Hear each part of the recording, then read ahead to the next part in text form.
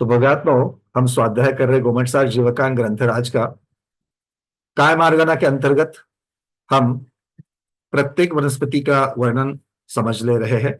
कल हम लोगों ने कुछ भेदों को देखा।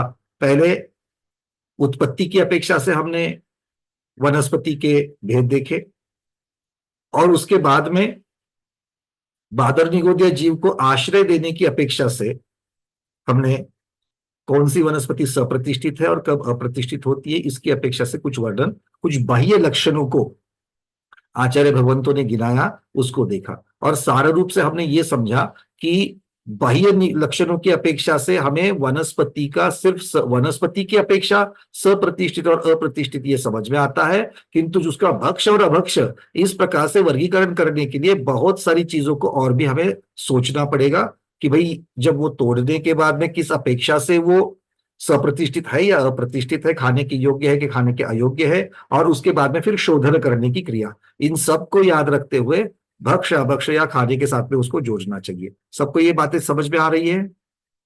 हाँ, ठीक है। चलिए, अब एक बात और है। कल हम लोगों ने कुछ लक्षणों को जो देखा, थोड़ा सा हम वो वार्म अप कर लेते हैं। कल जो बातें लगी 1-2-5 मिनट में, और फिर आगे बढ़ते हैं, क्योंकि आचार्य भगवान आज हमें और भी लक्षण बताने वाले हैं। तो आगे के लक्षण को समझने से पहले वाले लक्षण याद है कि नहीं, जरा देख लेते हैं। ठीक है, चलिए, कौन बताएगा कि क्या क्या किस किस प्रकार के लक्षण है? बहुत बढ़िया, अलका वर्जता दीदी, प्रश्न की अपेक्षा से आपने बता दिया। पहले बताइए सप्रतिष्ठित के लक्षण। ठीक है, सिर्फ सप्रतिष्ठित के आपको बताना है, और वो भी एक ही बताना है, उदाहरण के साथ में बताना है। चलिए। सप्रतिष्ठित मतलब जो एक शरीर और उसके साथ अनेक आत्माएं होती है, वो सप्रतिष्ठित होते हैं। और प्रत्येक वनस्पति एक एक मिनट दीदी, एक एक चीज को ले लेते हैं। आपने कहा सप्रतिष्ठित वो है जो एक शरीर और बहुत सारी आत्मा। नहीं, एक शरीर, हाँ, मतलब वो तो साधारण होता है। प्रत्येक का एक शरीर एक आत्मा होती है। हाँ, और सप्रतिष्ठित मतलब प्रत्येक वनस्पति के लक्षण में जो सप्रतिष्ठित होता है, उसमें जो आत्मा उसके साथ अनेक निगोदिया जीव जब उसमें उस मतलब पनप बादर निगोदिया जीव जब उसके आश्रय पे आते हैं तब मुझे दो चीजें चाहिए, बादर निगोदिया और आश्रय, ये दोनों शब्द चाहिए मुझे। ठीक है, याद रहेगा। चलिए, वनस्पति के आश्रय से जो बादर निगोदिया जीव रहते हैं वो सप्रतिष्ठित है। बहुत बढ़िया। चलिए, तो उसका आप ये तो सप्रतिष्ठित की बात कही। अब ये सप्रतिष्ठित को पहचानने के लिए जो लक्षण दिए हैं, उन लक्षणों में से एक लक्षण बताइए, सप्रतिष्ठित का पहला लक्षण। पहला गुण होना चाहिए। मतलब गुण मतलब जो उपमा गुण क्या होना चाहिए? मतलब सप्रतिष्ठित का लक्षण है कि जो गुण होते हैं मतलब वो गुण क्या होना चाहिए? मतलब दिखना नहीं चाहिए वो। आपने गुण का अर्थ बता दिया, गुण कौन सी चीज गुण होनी चाहिए? अब वनस्पति तो मतलब है, अप्रकट क्या होना चाहिए? उसकी जो गठान मतलब जो, हाँ, कुछ तो एक तो बताइए हाँ, उसमें वो से है। पर्व जो देखो, होती है गुण शब्द जो है वो सबके साथ, आगे जो तीन उसके लक्षण दिए थे तीनों के साथ लगना है उसको। तो ना। हाँ, गुण सिर्फ बोल करके चलेगा क्या? नहीं, नहीं, अप्रकट होती है, किंतु क्या अप्रकट होती है ये बताएंगे तब जो लक्षण पूरा गठान हो जाएगा। होती है, जो गठान होती है वो गुण होनी चलिए, चाहिए, बहुत बढ़िया। दिखनी। पहला एक आपने बता दिया कि जो गठान, जो पर्व कहते हैं, वो गठान या पर्व जो है, अगर वो अप्रकट हो, गूढ़ हो, तो वो उस अवस्था में वो वनस्पति सप्रतिष्ठित होती है। बहुत बढ़िया। उसका उदाहरण?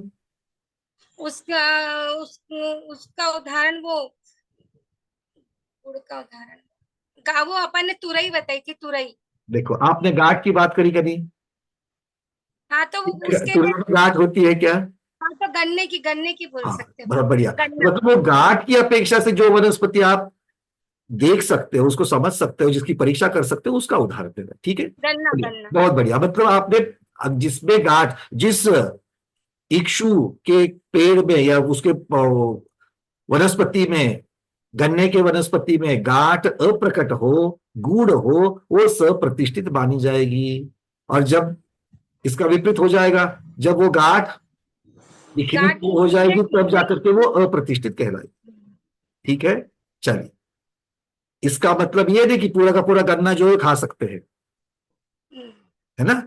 तो उसका कुछ भाग जो है वही खा सकते, तो खाने वाली बात अलग, सप्रतिष्ठित अप्रतिष्ठित वाली बात अलग। चलिए, बहुत बढ़िया, एक हो गया लक्षण। दूसरा रेखा दीदी आप बताइए। तीसरा डॉक्टर राजेश्री गांधी। लाइन से जितने मेरे पास आए हैं मैं उसी प्रकार से लूंगा। गुड़ सिर सप्रतिष्ठित में आएगा, अगुड़ सिर अप्रतिष्ठित में आएगा।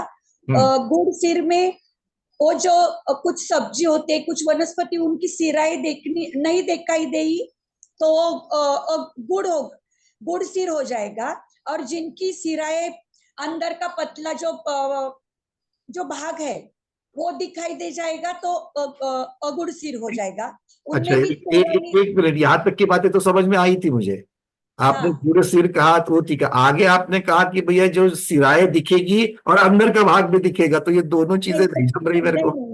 नहीं, अगुड़ सिर में वो जिनकी सिराएं दिखेगी, एक लक्षण एक के साथ लगाना, तो सिराएं या बाह्य स्नायु, ये दो चीजें तो ये जो दो चीजें हैं, ये दो चीजें जहां पर अप्रकट है वो सप्रतिष्ठित और प्रकट है वो अप्रतिष्ठित। ठीक है, अब इसका क्या उदाहरण? वो तोराई का ही तोराई दे दिया था उनका उदाहरण। बढ़िया। तो तोराई में कच्ची तोराई जो है, कच्ची शब्द में फिर से लगा हूं कि में शिराएं प्रकट नहीं आएगी। ठीक है, कच्ची तोराई गुड़ सिर में आएगी और जो अगुड़ सिराई है उसमें वो पकी हुई तोराई आएगी। चलिए, और कच्ची और पक्की ये हर एक वनस्पति में बदल जाएगा। कच्ची है इसका मतलब खाने के लिए अभक्ष्य हो, या कच्ची है इसका मतलब बोली भाषा में जो कच्चा शब्द लगाते हैं इसका मतलब वो अप्रतिष्ठित सप्रतिष्ठित की अपेक्षा से नहीं होगा। ये अलग अलग वनस्पति में बोली भाषा की अपेक्षा से आप लगा, ठीक है। ये बहुत अच्छी तरीके से समझना, नहीं तो 1,00,000 के 12,000 हो जाएंगे, बिल्कुल उल्टा नेगेटिव हो जाएगा सारा। ठीक है, चलिए डॉक्टर राजेश्री गांधी, और एक अगला लक्षण बताइए, अनम्यूट करिए दीदी।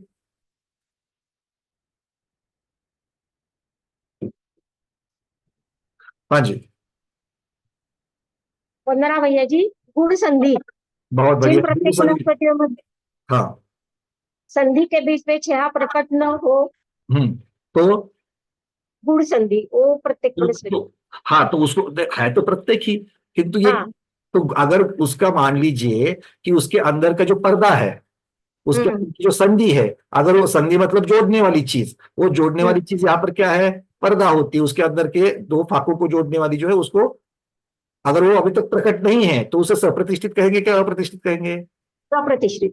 बहुत बढ़िया, आपको पूरा बताना है, ठीक है। और जब वो प्रकट हो जाए तब अप्रतिष्ठित हो जाएगा, अप्रतिष्ठित हो जाएगा। ये आपका गुड़ संधि और अगुड़ संधि में आ जाएगा। तो आप बताइए इसका उदाहरण। नारंगी। हाँ, बहुत बढ़िया, संतरा नारंगी जो कहते हैं वो ये इसमें आ जाएगा। बहुत बढ़िया। चलिए अर्चना दीदी भरूच से अगला। जिनके काटने से संभाग हो जाते हैं, जैसे उनमें कोई तंतु दिखाई नहीं देते हैं, संभाग हो जाते हैं, चिकने होते हैं, जैसे आलू और इन सबको काटे तो उनके संभाग हो जाते हैं। अच्छा, तो दीदी आलू सप्रतिष्ठित हो जाएगा और उसके बाद में वो अप्रतिष्ठित कब हो जाएगा? आप प्रतिष्ठित। आलू तो खैर कभी नहीं होता आप प्रतिष्ठित, क्योंकि तो उसमें निगेटिव तो हर समय ही रहते हैं। सुनो, पहले अब सुनो, आपने उदाहरण किस चीज का दे रहे हैं हम लोग, कि वनस्पति पहले सप्रतिष्ठित हो या एक अवस्था में सप्रतिष्ठित हो और बाद में अप्रतिष्ठित हो, ऐसे उदाहरण देना है ना हमको, है ना? हाँ जी, तो जैसे कच्ची ककड़ी को बोल सकते हैं कि वो उसके संभाग होते हैं, बाद में उसके दिखने लगते हैं स्नायु। बहुत बढ़िया, मतलब समभाग होना, काटने पर समभाग होना और काटने पर समभाग नहीं होना, अपेक्षा से ये वर्णन हो जाएगा। एक क्वेश्चन मेरा अभी इसमें थोड़ा सा एक चीज और आया था कल, जैसे अपनी एक चर्चा चली, नहीं इसी वाले में से है। हाँ। कि जैसे अभी ये ककड़ी वाले जो बात आई, तो जब कच्ची ककड़ी है, मतलब समय के साथ वो कम, जैसे कल मैंने समय के लिए बोला था कि समय के भेद से इसमें प्रतिष्ठित और अप्रतिष्ठित दोनों हो जाता है, तो समय तो आ गया ना इसमें। देखो, कल मैंने बोला था काल के हिसाब से, बोल लीजिए, आप बोल लीजिए पहले, मैं बाद में बोलूंगा। काल के हिसाब से यदि हो सकता है ना, सब प्रतिष्ठित था फिर वो अप्रतिष्ठित हो गई, तो मतलब काल के हिसाब से तो वह पहले सब प्रतिष्ठित थी, फिर कुछ समय बाद पकने के बाद वो अप्रतिष्ठित हो गई, तो काल तो आ गया ना इसमें। देखो दीदी, यहाँ पर आप जो कह रही है वो गौण अपेक्षा से ठीक है, मैं उसको नकार नहीं रहा हूँ, निषेध नहीं कर रहा हूँ, किंतु यहाँ पर वर्णन सप्रतिष्ठित का और अप्रतिष्ठित का चल रहा है, उनकी तुलना चल रही है। और इसका किसी भी वनस्पति को सप्रतिष्ठित होने का मुख्य कारण जो है वो बादर निगोदिया जीव को उनके साथ रहना, और वो हर एक वनस्पति में यथा योग्य समय में हो ही जाएगा। हाँ, एक मिनट, तो वो एक मेरा बस मिनट, कल मैं समझा नहीं पाई थी, बस यही बोलना था कि एक समय के पश्चात वो होता है, तो थोड़ा समय तो इसमें भी इंक्लूड हो गया ना, ये मेरा कहने का थोड़ा सा मैं मतलब है। समझाऊं आगे, अभी तक मैंने पूरा नहीं किया, अब थोड़ा सा मैं आगे कहना चाहता हूँ। हाँ जी। ठीक है, देखो, जी। यथा योग्य समय पर जब आप कहते हो, हम्म। अगर वहां पर हम कह लेंगे कि इस प्रजाति के लिए 2 महीने का समय लगता है, नहीं, वो टाइम पीरियड फिक्स करने की बात नहीं कर रही हूँ मैं, सिर्फ समय काल की बात कर रही हूँ कि इतने कुछ एक काल में वो हो जाता है, ये कहने का मतलब था कल मेरा। काल को गौन कर दीजिए। काल तो हाँ जी। उसके साथ में आएगा ही आएगा, क्योंकि बादल, काल तो हर एक चीज के साथ में आएगा, क्योंकि यहाँ हाँ पर एक पर्याय से दूसरी पर्याय में जाने की बात कर रहे हैं, है ना। हाँ पर्याय का हाँ। परिवर्तन तो तभी हो सकेगा जब काल का सहयोग है। काल। काल हाँ हाँ हर एक जगह पर होगा ही होगा।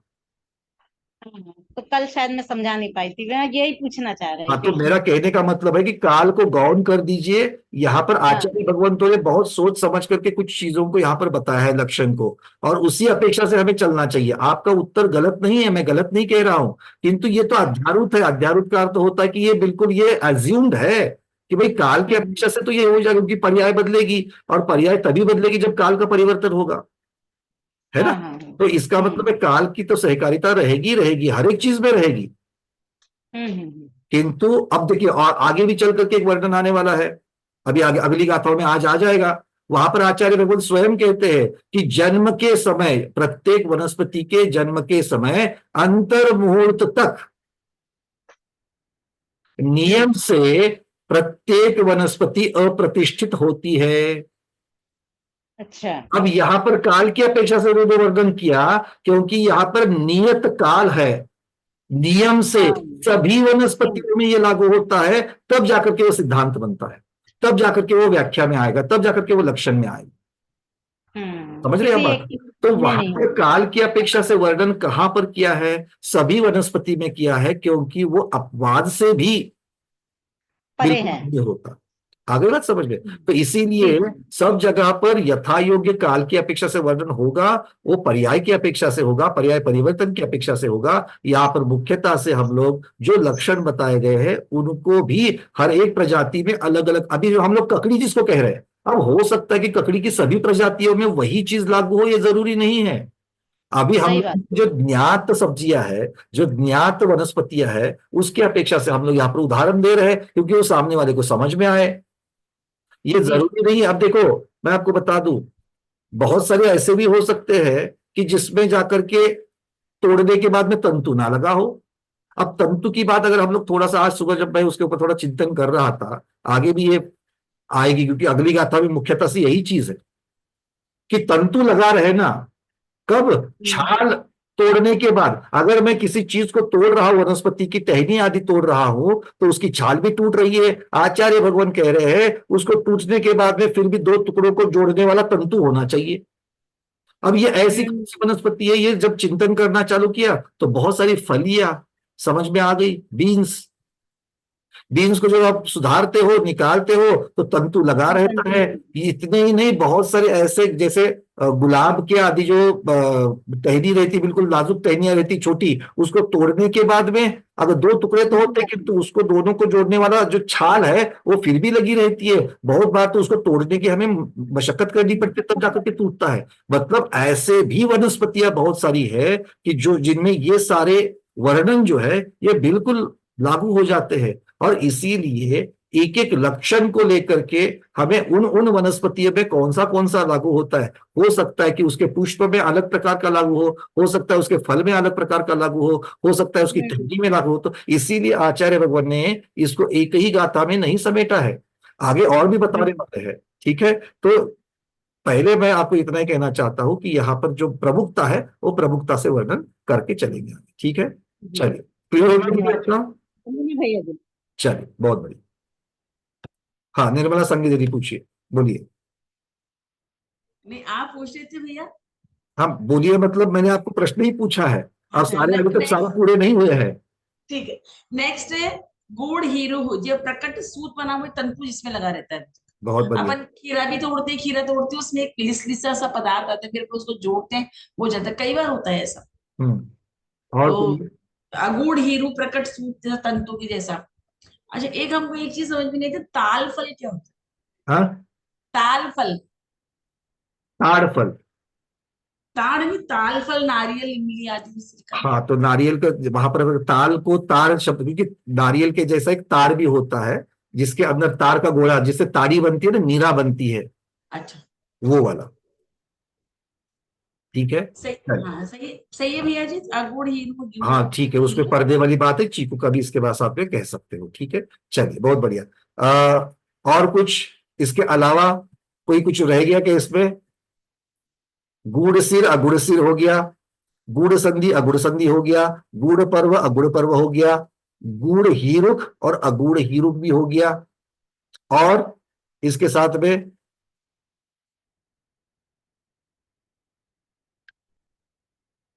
चलिए, और कौन बताएगा? हाँ, रूबी जैन दीदी।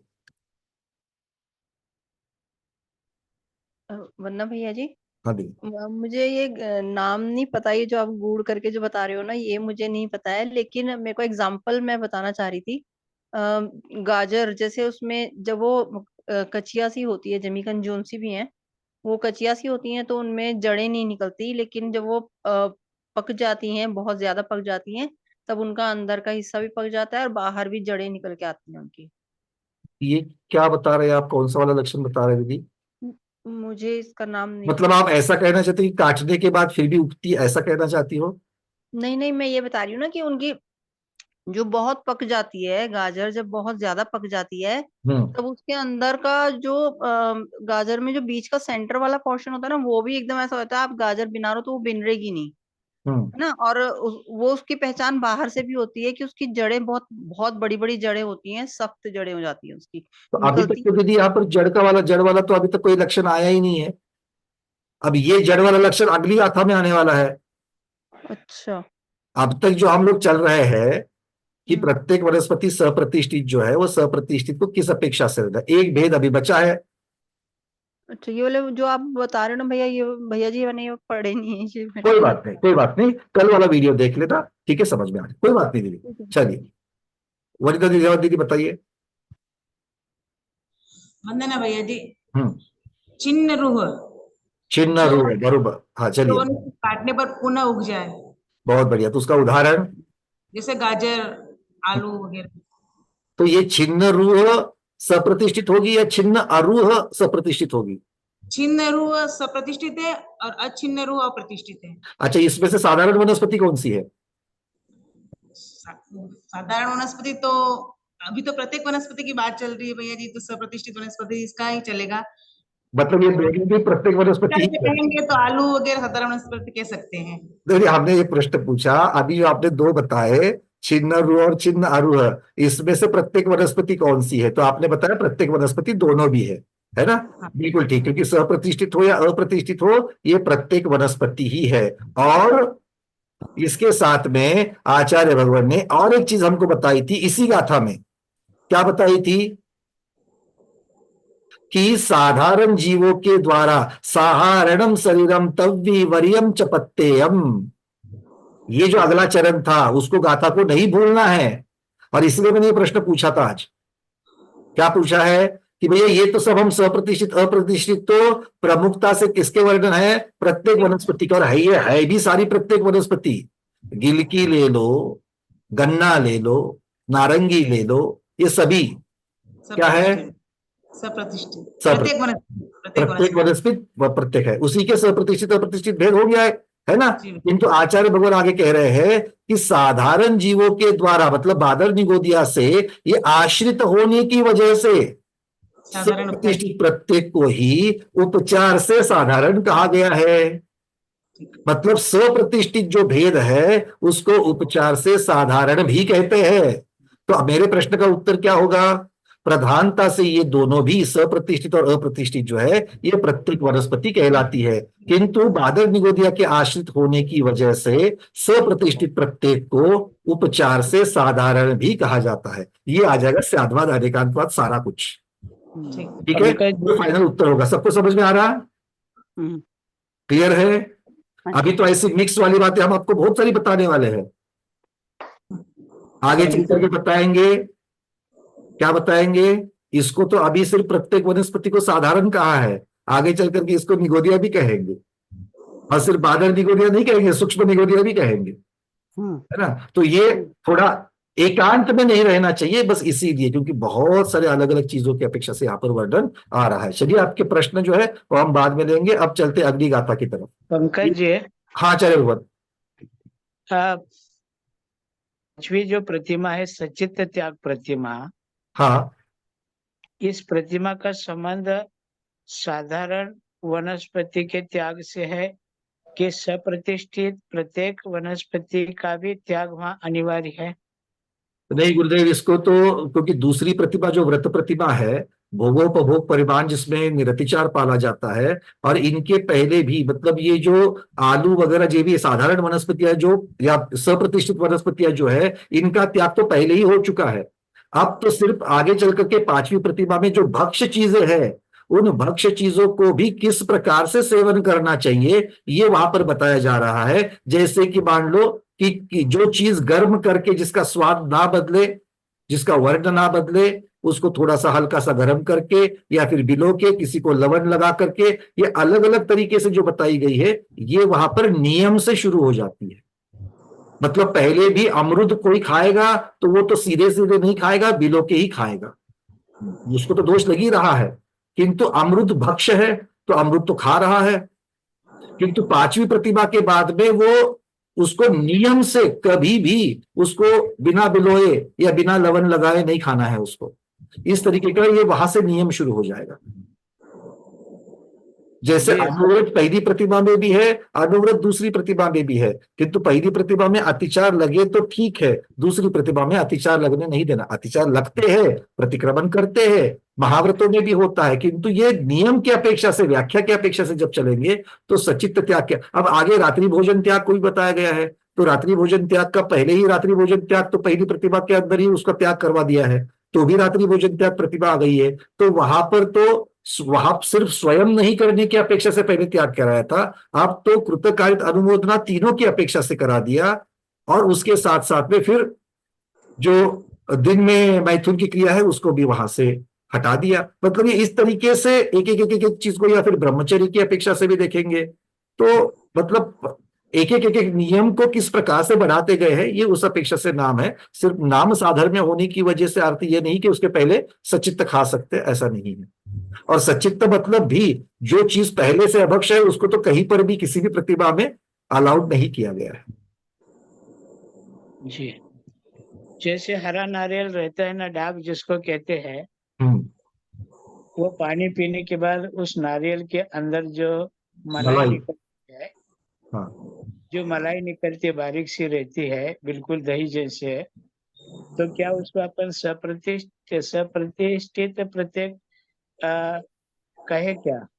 अब उसको प्रतिष्ठित उस गिरी के अंदर, उस मलाई के अंदर अभी तंतुएं उत्पन्न नहीं हुई, उसमें गाढ़ापना नहीं आया और तंतुएं वगैरह नहीं दिखती है, तो उसको अपन सप्रतिष्ठित के अंतर ही रखेंगे क्या? लेकिन तो इसके आगे भी, क्योंकि ये फल का भाग है, ये फल को भाग को छोड़ करके नहीं है, तो आगे आचार्य भगवान अभी अगली गाथा में फल का भी विशेषण करेंगे, इसमें भी देख लेते हैं। क्योंकि फल के एक भाग को पानी जो है उसको तो हम भक्ष्य मान करके ले रहे हैं उसके मर्यादा की अपेक्षा से, और दूसरा उसकी गरी, क्योंकि खोलने के बाद में गरी कितनी देर तक सप्रतिष्ठित नहीं रहेगी, अप्रतिष्ठित रहेगी, इसका भी देखना पड़ेगा। क्योंकि ये जो लक्षण बताए गए हैं, ये लक्षण हर एक जगह पर उसको उसी तरीके से लगाना चाहिए, ऐसा नहीं बताया गया है जी।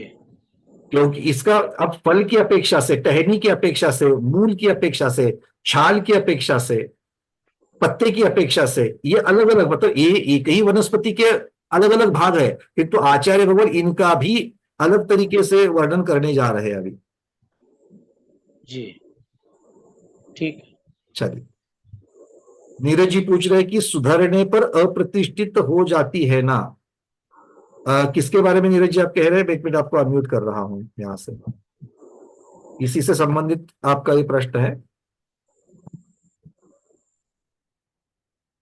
तो अनम्यूट किया है सर आपको। नमस्ते आचार्य भगवान, बनना भी है जी।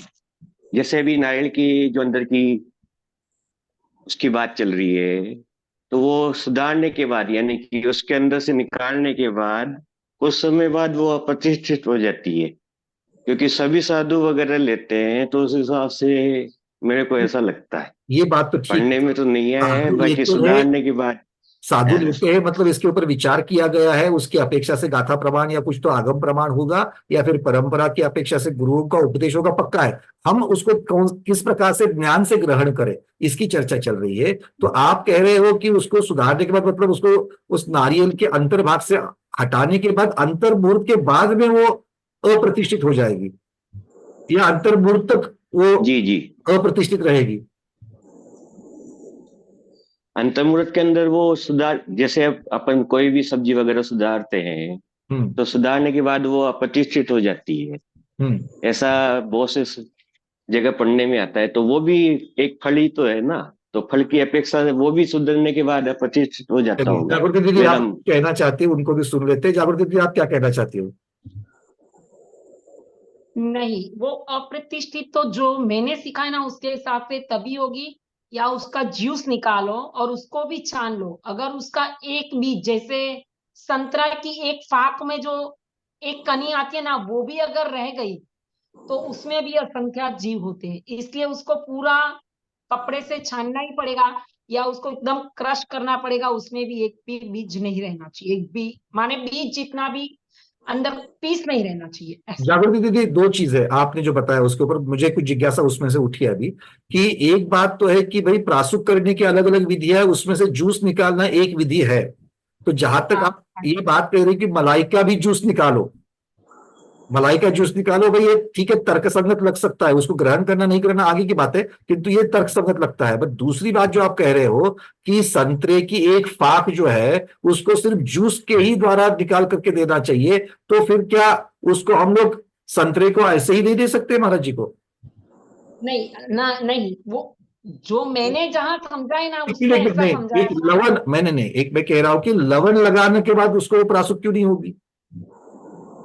वो नहीं, वो मुझे, मेरे ज्ञान में नहीं है, वो मेरे ध्यान में नहीं है। या उसको गर्म करो या उसका जूस निकालो, हाँ, दोनों में मतलब से ये एक। अब समझ में आ गया, कोई बात नहीं दीदी। मुझे देखिए, जो जूस निकालने की बात है कि एक एक इस प्रकार से भी कुछ संघों में परंपराएं चलती है कि हर एक चीज का जूस निकाल करके उसको गर्म करके ही लेना है। ये भी इस प्रकार की एक परंपरा कहीं पर चली हुई है, जूस और निकाल दिया कोई साधु और इसको नहीं मानते हैं, कोई साधु इसको नहीं मानते हैं, क्योंकि जब उसको गर्म कर किया जाता है तो गर्म होने के बाद में उसका चलित रस की अपेक्षा से भी होता है, और उसका टेस्ट वगैरह भी उसकी चेंज हो जाती है, इसलिए कोई साधु उसको नहीं मानते हैं। किंतु इस प्रकार से इसको, ये मेरे ख्याल से भजनीय है, ये चिंतनीय है, इसके ऊपर और चर्चा होनी चाहिए कि भाई ये जो फाक है, क्योंकि देखो जैसे अमृत की फाक है, अमृत का तो कोई जूस नहीं बना रहा है, और अमृत के ऊपर लवण लगा करके, ये जनरली फलों को लवण लगा करके उसको, या फिर उसको भिगोने के बाद में, सिर्फ भिगोने के बाद ही जिसको प्रासुक किया जा रहा है, फिर उसको और से उसके ऊपर जूस निकालने की जरूरत, मतलब आप जागृति में इसका निषेध भी नहीं कर रहा हूं, मैं समझने की अपेक्षा से मैं ले रहा हूं। मेरा कहना है, अगर उसको आप प्रासुक ही कर रहे हो तो फिर भिगोने की जरूरत ही नहीं। प्रासुक हो गया तो प्रासुक होने से ही वो अचित हो जाएगा। हाँ। ये असचित अचित के हिसाब से अपन सोच रहे हैं ना। हाँ। तो अगर मैं क्या बोल रही हूँ, संतरे की जो फाक है उसमें भी जो वो नहीं होते छोटे छोटे माने फाइबर उसके, हाँ फाइबर्स, हाँ, वो अगर एक फाइबर भी रह गया तो एक फाइबर में भी असंख्यात जीव होते हैं, ऐसा मैंने समझा। अब देखो, ये असंख्यात जीव उसके आश्रय से बादल निगोदिया अगर आते हैं, अगर उससे आश्रय से बादल निगोदिया आए हैं, तो जूस निकालते वक्त भी उनकी हत्या होगी। वो मैं जो समझी हूँ, मैं समझा रही हूँ। नहीं, हो सकता है, मैं बस जिज्ञासा जो मन में जो जिज्ञासा उठ रही है, मैं उसको देख रहा हूँ, क्योंकि मैंने देखा हुआ कि एक परंपरा इस प्रकार से भी चली हुई है कि वो सब चीजों को निकालते हैं। बट मेरा कहना यही है कि अगर मान लो कि अगर उसके मूल में बादल निगोदिया है, तो उनको क्रश करने के बाद में बादल निगोदिया कैसे चले जाएंगे? तो वो यही बोला था, अगर आप इतना सोच रहे हो तो वनस्पति खाना ही छोड़ देना चाहिए, हमें ये समझाया गया। रूपल गांधी जी यहाँ पर, रूपल गांधी जी है, वो यहाँ पर कुछ अलग कह रहे हैं। एक दिन में उनका जो कहना है वो भी मैं यहाँ पर रख रहा हूँ। अलग अलग जो भी मत आ रहे हैं सबको सुनने में बहुत बड़ी अच्छी बात होती है, इसमें से मंथन से ही तो अच्छी चीजें निकलती आगे। जूस निकालने के बाद टाइम पीरियड के बाद वो अभक्ष्य हो जाता है, हाँ ये बात तो बिल्कुल ठीक है। जूस निकालने के बाद में वो कितनी देर तक, उसकी मर्यादा ही उसकी बदल जाती है, किंतु मर्यादा के अंदर है तो जूस देने में कोई प्रॉब्लम नहीं है। और जूस पहले से ही क्रश किया गया है, और जो चीज क्रश की जाती है वो पहले से अचित्त हो जाती है। अचित्त करने के लिए क्रश करना, फिर से उसको गर्म करने की जरूरत नहीं है। पानी को गर्म करने की बात अलग की गई है, क्योंकि पानी जो है उसको क्रश नहीं किया जाता है। तो पानी को प्रासुक करने के लिए उबालना, ये बात है कि तो हर एक चीज को उबालना ये कहीं आगम में नहीं लिखा हुआ है, ये बात पक्की है। क्रश करके छान लेना चाहिए कपड़े से। हाँ, मतलब अगर क्रश करके छान लेना चाहिए, ये बात अगर हम कहते हैं कि उसके आश्रय से बादल निगोदिया है, तो क्रश करते हो तो बादल निगोदिया की भी हत्या हो जाएगी। ये मतलब इस तरीके की बातें, तर्क को एक दूसरा तर्क ऐसा आ सकता है। खैर इसको गुरुओं के सामने और रखेंगे। आचार्य भगवान अगर इसके ऊपर कुछ टिप्पणी करना चाहे, इसके ऊपर कुछ कहना चाहो आचार्य से बात पहुंच रही कि नहीं? आचार्य से हमारी आवाज आ रही है? मैं क्या कहता हूँ, हाँ, सामान्यतः खाद्य पदार्थों को अग्नि से संस्कारित करके सेवन किया जाता है, कारण के आरोग्य की दृष्टि से भी वह सही है। उस वस्तु की जो काल मर्यादा है वो काल मर्यादा भी बढ़ जाती है। और प्रासुक शब्द का संबंध सीधा अग्नि के संस्कार से जोड़ा गया, इसलिए कुछ लोग गन्ने के रस को भी अग्नि से प्रासुक करने लगे, अनार के रस को भी करने लगे, अन्य रसों को भी करने लगे, यहाँ तक कि सफरचंद, जिसको आप लोग सफरचंद माने क्या कहते हैं, एप्पल। हाँ। एप्पल को भी कुछ लोग पतीले में थोड़ा सा पतीले को गर्म कर लेते और उसमें एप्पल डाल देते, हो गया प्रासुक। अथवा अंगूर को भी इस प्रकार करने लगे। तो खाद्य पदार्थ जो अन्न आदि है, पानी आदि है, जिसे अग्नि से अपन प्रासुक करने लगे, वही बात फलों के रसों के साथ भी जोड़ करके प्रासुक करने का एक ही जरिया उन लोगों ने समझ लिया। जबकि जीवकांड जैसे ग्रंथ अथवा अन्य ग्रंथों में प्रासुक के लिए अलग भी कारण बताए, छिन्नम भिन्नम तक्कम, इस प्रकार जो क्या है, कुछ एक गाथा आती है तो उसके द्वारा भी प्रासुक किया जाता है। लेकिन एक ही मार्ग में चलने वाले साधक लोग अग्नि से ही जो संस्कारित होता है उसे प्रासुक इस प्रकार संकोचित विचार के द्वारा मान लिया और उसको पंथ के साथ, परंपरा के साथ, अपने संघ परंपरा के साथ जोड़ दिया, जबकि साइंटिफिक दृष्टि से ये उचित नहीं है। अब रही बात इन सब का जो मुख्य उद्देश्य है, अहिंसा धर्म का पालन करना, अपने व्रतों को सुरक्षित रखना, तो इधर तो अहिंसा के नाम से ये सब अपन प्रासुक करने लगे, लेकिन सप्रतिष्ठित प्रत्येक जो वनस्पति है उसको अपन यंत्र विशेष के द्वारा पेल करके उसको छिन्न भिन्न एकदम करके फिर उसको अपन प्रासुक होने की संज्ञा दे दिया जाए, तो हमने तो उसको यंत्र विशेष के द्वारा तो नष्ट कर दिया, उसकी हत्या कर दी, उसकी हिंसा कर दी। और उसका जो कलेवर है, जिसको आप वनस्पति काय कहते, काय माने जीव निकलने जाने के बाद जो उसका कलेवर रहता है उसको आप वनस्पति काय संज्ञा दिए, उसको आप खाने लगे और स्वयं अपने हाथों से मार दिया, तो हिंसा के भागी तो हो गए। तो सचित प्रतिमा का पालन करने का जो उद्देश्य था वो उद्देश्य कहाँ रहा? अहिंसा व्रत पालन करने का जो मकसद था वो भी कहाँ रहा? अपन मूल उद्देश्य को भूल गए ना। आतिश जी, ये अभी आपकी बातें सुनते वक्त मेरे दिमाग में और एक जिज्ञासा उठी, जैसे जागृति दीदी ने कहा था। देखो नारंगी का ही उदाहरण लेते हैं, जब यहाँ पर अंदर वाला पर्दा जब बन चुका है, इसका मतलब है कि इन लक्षणों के द्वारा तो ये सप्रतिष्ठित की अप्रतिष्ठित हो चुकी है, तो भी खाने की अपेक्षा उसको सीधे ना खाते और उसको बिलो करके या उसको निकाल करके खाने में फिर से बादल निगोदिया फिर उसमें कैसे उसके आश्रय से आ जाएगी? क्योंकि पहले से ही वो जो अप्रतिष्ठित हो चुकी है और मर्यादा के अंदर अगर उसको आपने वो बिलो लिया और बिलो करके मर्यादा के अंदर अगर खा लिया है, तो मेरे ख्याल से खैर तो इस प्रकार से बन की आती कि जो पहले से अप्रतिष्ठित हो चुकी है, फिर उसके निमित्त से कैसे बादर निगोदिया आएंगे, क्यों आएंगे, और फिर उसको अगर आएंगे बादर निगोदिया तो क्रश करने से वो कैसे बच जाएंगे। तो ये सारी चीजें थोड़ी सी सोचने वाली है। और जैसे कि आचार्य ऋषि ने कहा कि मैंने इसीलिए शब्द थोड़ा सा मैंने भी पहले लगाया था कि ये किसी साधु विशेष के यहाँ पर चलता है, ठीक है, वो अपनी अपनी परंपरा या अपने श्रद्धान की अपेक्षा से चल रहा है, हम उसके ऊपर कोई टिप्पणी नहीं करेंगे। ठीक है, चलिए आगे बढ़ते हैं। हाँ आचार्य श्री, जो स्वप्रतिष्ठित प्रत्येक जो है ना, आगे जाकर के अप्रतिष्ठित होता है, वह निसर्गत होना चाहिए। उसकी जो प्रक्रिया अंदर जो होती है, उस प्रक्रिया के अनुसार स्वप्रतिष्ठित अप्रतिष्ठित होता है। उसको जो सहज रूप से जो कालावधि लगती है, उस काल की पूर्णता होने के बाद जो होता है वही, उसी को अपन अप्रतिष्ठित प्रत्येक कह सकते हैं। जब न कि अपन स्वप्रतिष्ठित को जबरदस्ती जोर जबरदस्ती करके काल के अंतर्गत ही अपन यंत्र विशेष आदि के द्वारा जो भी छिन्न आदि करते, ये सारा जो क्या है अपने मन की संतुष्टि अपन कह सकते हैं, लेकिन वह स्वप्रतिष्ठित अप्रतिष्ठित नहीं हुआ है।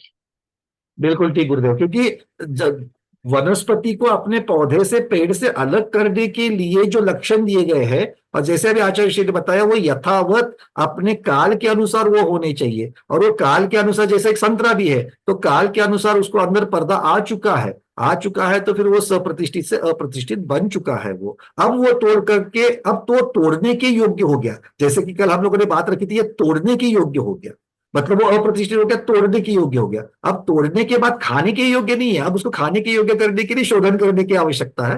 वो प्रक्रिया वहां पर आगम मुक्त लगानी चाहिए। ठीक है, चलिए आगे करते हैं। आगे अब अपनी गाथा की तरफ चलते हैं। अगली गाथा है, 2 गाथाएं मैं ले रहा हूं, 188 और 189। हाँ 89, ठीक है, 189। 89 मतलब 89, राइट, हिंदी वाले 89 89। हाँ चलिए, बहुत बढ़िया। तो 88 और 89 दो ले लेते हैं। यहां से स्क्रीन शेयर कर रहा हूं क्योंकि आचार्य भगवान अभी आगे, जागृत दीदी इसको और कुछ कहना है आपको? 1 मिनट अनम्यूट कर रहा हूं, फिर आगे बढ़ते हैं, क्योंकि आपका मुद्दा है, अगर है तो फिर और आगे बढ़ेंगे। मुद्दा यही है कि जैसे अपन बोलते हैं वो साधारण वनस्पति में अनंत जीव होते हैं, वैसे अप्रतिष्ठित में भी असंख्य जीव तो होते ही है। कैसे होंगे? उसमें जो मैंने पढ़ा है वो मैं तो बता रही हूँ, कहाँ पढ़ा है तो एक बात देख लेते हैं। आचार्य भगवान यहाँ पर क्या कह रहे हैं, सप्रतिष्ठित जो है उसके आश्रय से बादर निगोदिया है, और उसी को सप्रतिष्ठित को ही साधारण कहा है उपचार से, ठीक है। किंतु अप्रतिष्ठित को उन्होंने ऐसा नहीं कहा है। अप्रतिष्ठित को किसी भी अपेक्षा से उन्होंने उनके आश्रय, क्योंकि ये भेद ही इसीलिए बने हैं, और अलग अलग अपेक्षाओं से, अनेकांतवाद से भी उन्होंने जब भी साधारण का रूप दिया है या बादर निगोदिया की बात कही है, वो हमेशा सप्रतिष्ठित वनस्पति की ही की है, अप्रतिष्ठित की नहीं करी है उन्होंने। और एक आगे, 1 मिनट आगे आपको मैं और एक, अभी अगली गाथा को आप अगर सुनेंगे तो उसमें एक सिद्धांत चक्रवर्ती अभय चंद्र सूरी जी की जो टीका है उसमें भी एक बात बहुत आती है। उसमें भी वो लिखते कि कालांतर के बाद में वनस्पति जब निगोद जीव का अभाव होने से अप्रतिष्ठित भी बन सकती है। तो इससे बिल्कुल स्पष्ट होता है कि जब तक बादर निगोद आश्रय से है तब तक वो सप्रतिष्ठित है।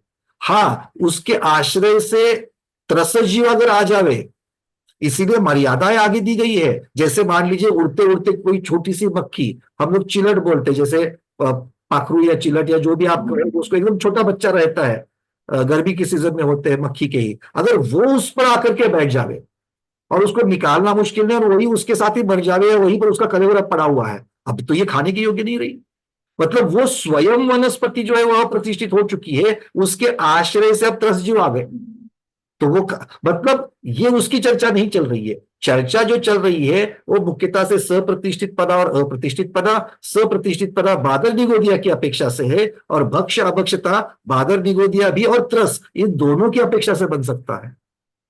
अभक्ष पदा जो, क्योंकि जो अगर आप अंतराय के कारण देखेंगे तो जो अंतराय के जो सारे दोष बताए गए हैं, तो उसमें उद्गम के दोष जिस अपेक्षा से बताए गए हैं, या फिर भोजन को पकाने की अपेक्षा, श्रावक की अपेक्षा जो दोष बताए गए हैं ईष्णा समिति की दोषों में, तो वो हरे पत्ते से ढकने मात्र से वो भोजन अभक्ष मान लिया उन्होंने, या हरे पत्ते के ऊपर रखने मात्र से हो गया।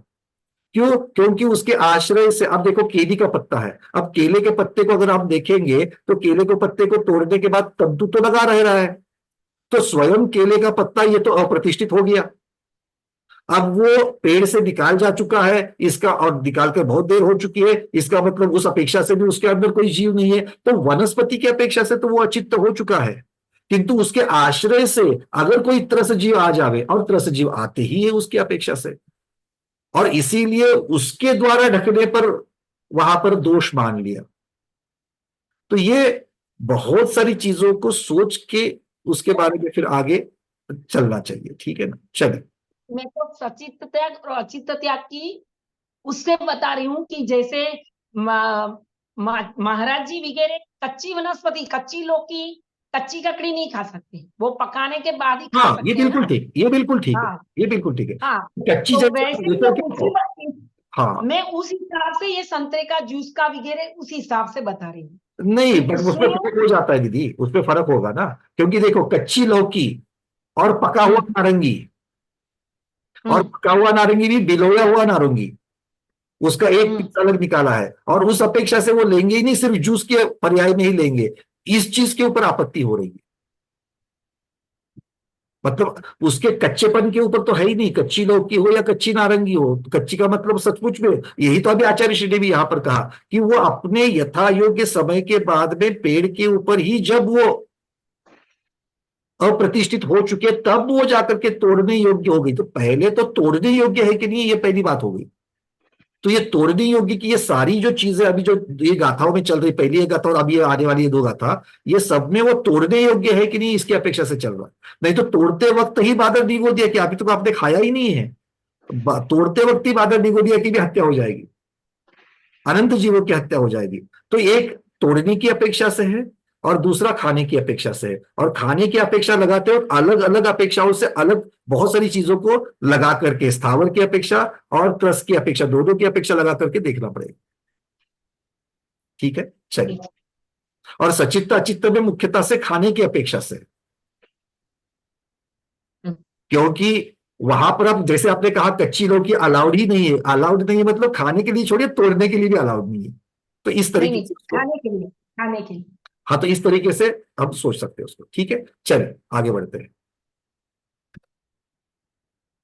कायमार्गना, मैंने कहा ना कायमार्गना बड़ी मनोरंजक है, बहुत महत्वपूर्ण है, और वो इसीलिए है कि हम आगम में क्या दिया गया है उसको समझे और अपनी भ्रांतियों को भी हम ठीक करें, आगम के अनुकूल करें, ये बहुत महत्वपूर्ण चीज है। चलिए अब यहां से मैं आपको अगली जो दो गाथा है उनको शेयर कर रहा हूं।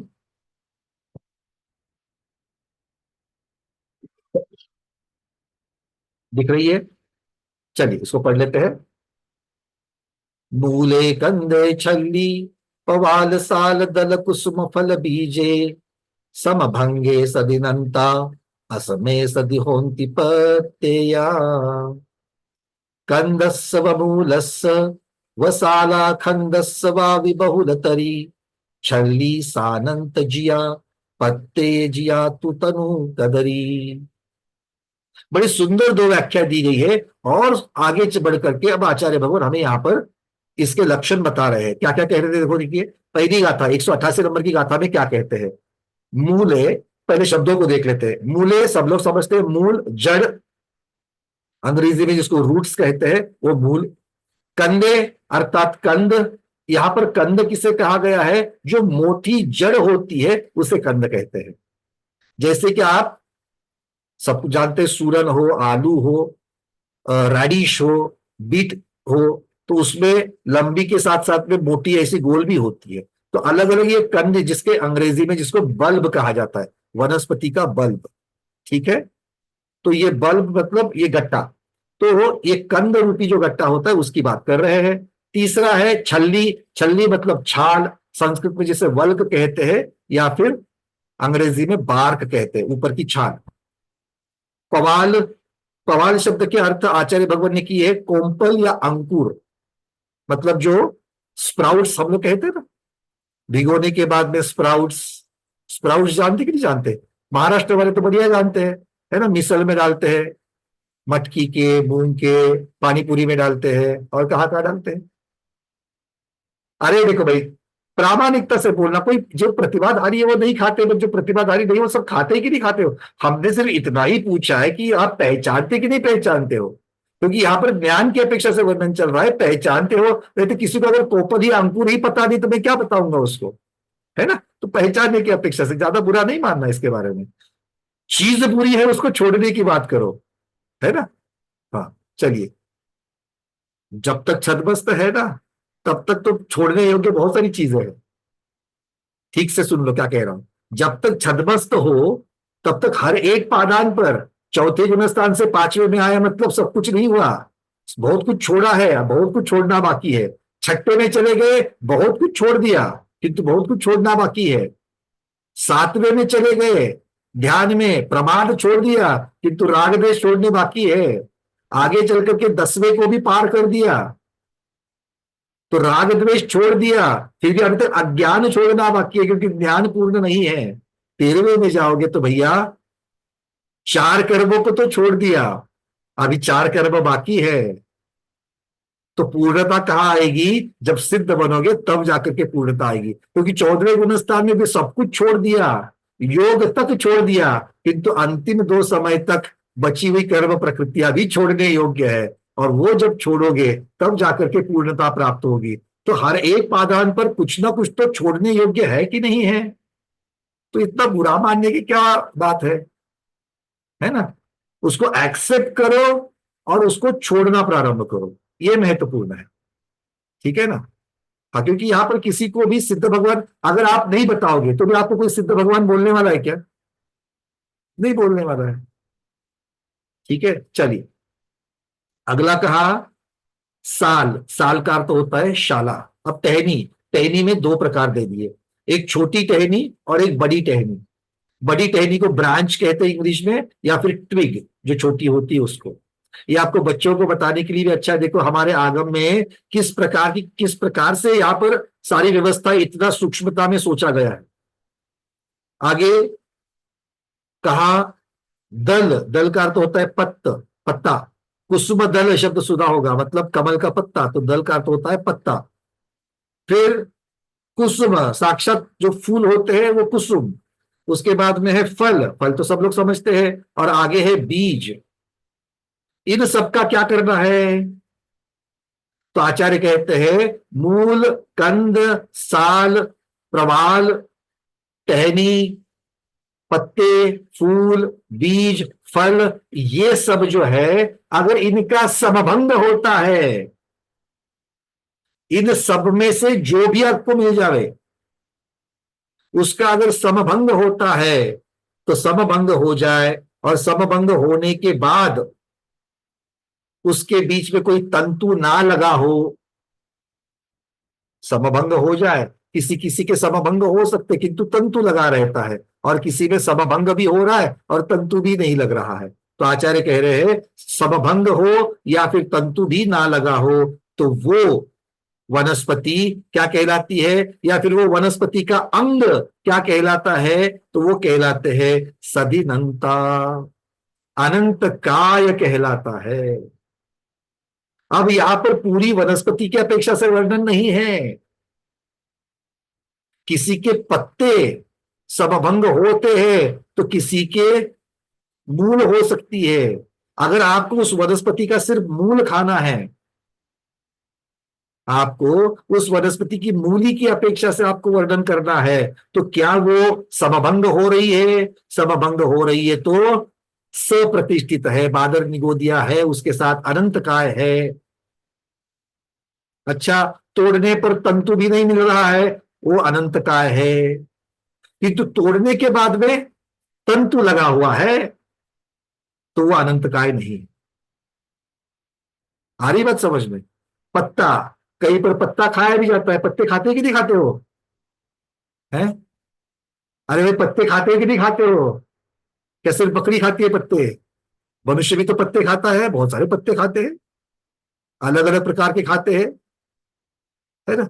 पत्ता सब्जियां जितनी भी हो तो पत्ते ही है, धनिया है, पालक है, चकोतर है, अलग अलग जितने बेची है, और अगर इनके बाद में और एक पत्ता है जो खाते हैं, जो मुंह मुंह लाल कर देता है,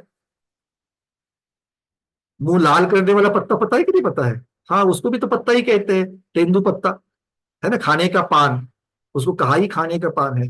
तो सब में वो खाने के पहले देखो, अब खाने के पहले वो पान को कैसे करना है, तोड़ना है। वो तोड़ने पर समभंग हो रहा है क्या? समभंग नहीं हो रहा है, तो फिर वो अनंत काय नहीं है। अगर समभंग हो रहा है तो अनंत काय है, वो पत्ता नहीं खा सकते फिर। आ रही बात समझ में? क्लियर हो रहा है? हाँ, तो हर एक का जो पत्ते को लागू है वह फूल को भी है, वो फल को भी है, अलग अलग प्रकार से, बीज को भी है,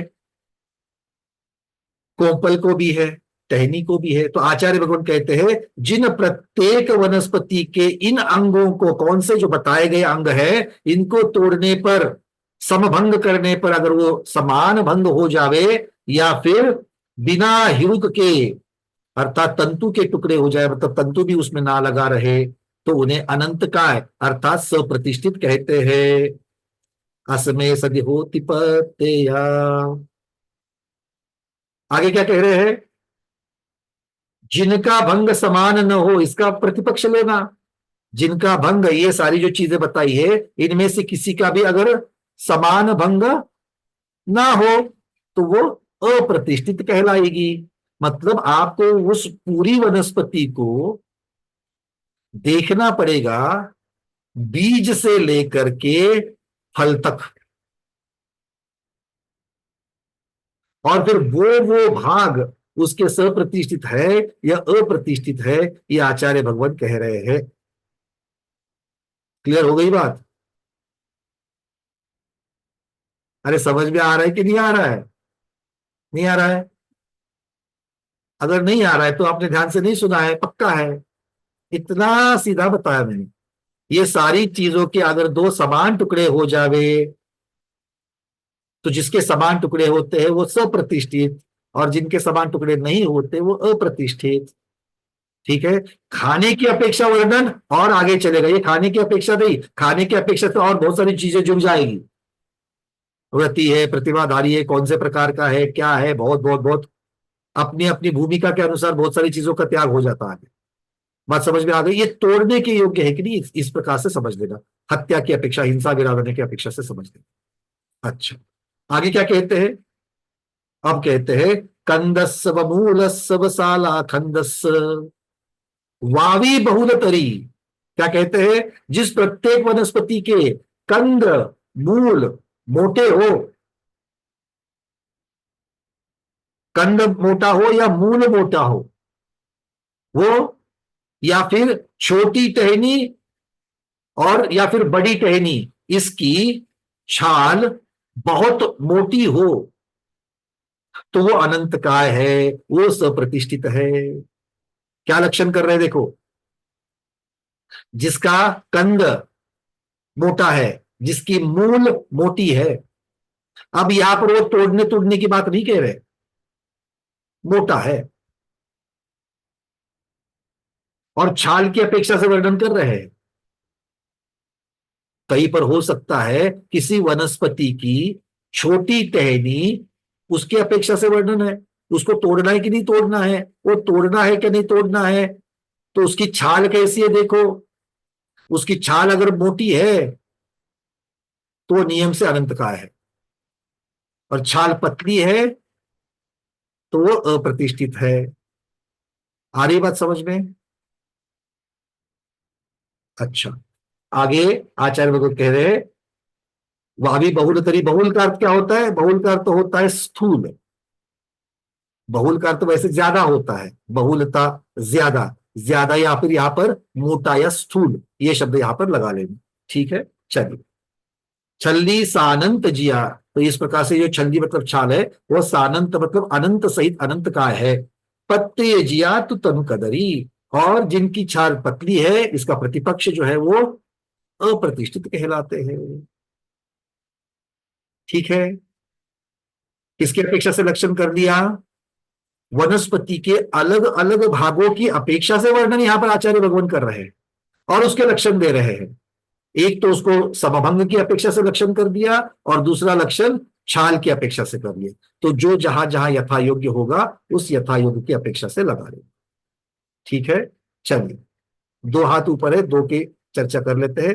निर्मला दीदी आपने हैंड रेस किया है और नीरज जैन जी आपका हैंड रेस है। देखो अब बाकी ने भी कर लिया। चलो ठीक है। वंदना भैया जी, एक तो आपने बताया था ना कि जैसे अपन ने संतरा तोड़ा और तोड़ने के बाद में वो प्रतिष्ठित, तो ऐसे क्या नारियल नहीं होता है श्रीफल? हाँ? जो अपन नारियल पानी पीते हैं ना, नारियल पानी, हाँ। तो वो भी तो तोड़ने के बाद में तो अपने किचन तक तो बहुत दिनों बाद आया, फिर वो इतने पीरियड में प्रतिष्ठित नहीं हुआ वो। देखो, नारियल तोड़ने की अपेक्षा से बताओ, आपने हरा नारियल देखा है? हरे नारियल में धारियां निकलती कि नहीं निकलती है? हाँ निकलती है। तो वो तोड़ने योग्य हो गया कि नहीं हो गया? तोड़ने योग्य तो हो गया, लेकिन हाँ। अपनी किचन में तो बहुत टाइम बाद आया, तो वैसे भी अप्रतिष्ठित हो गया ना। जब अपन उसका जूस पी रहे हैं, नारियल पानी पी रहे हैं, वो मलाई की बात हो रही थी, तो उसमें भी वो चीज कहाँ रही, ये पूछ रहे। वो सचित्तता अचित्तता की अपेक्षा से उसमें जीव है कि नहीं ये बात नहीं चल रही थी वहां पर। सप्रतिष्ठित अप्रतिष्ठित की बात नहीं चल रही थी। फिर से सब लोग सुनो, वही वही प्रश्न आ रहे हैं। खाने की अपेक्षा वर्णन अलग हो रहा है, व्रती की अपेक्षा से खाने का वर्णन अलग हो रहा है, महाव्रती के खाने की अपेक्षा से वर्णन अलग हो रहा है। आ रही बात समझ में? और तोड़ने की अपेक्षा से वर्णन अलग हो रहा है।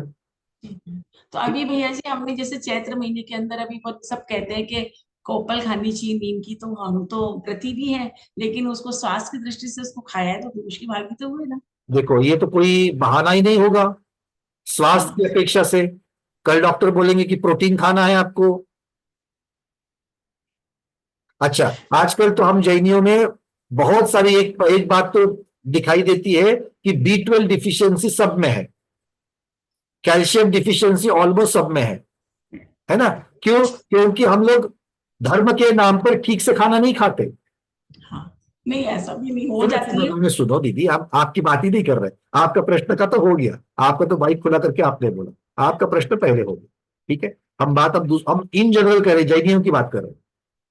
ये प्रॉब्लम आप लोगों को समझनी चाहिए। आगम के अनुसार अगर भोजन करोगे तो कभी भी आप में क्षीणता, हीनता, दीनता नहीं आएगी, आएगी नहीं।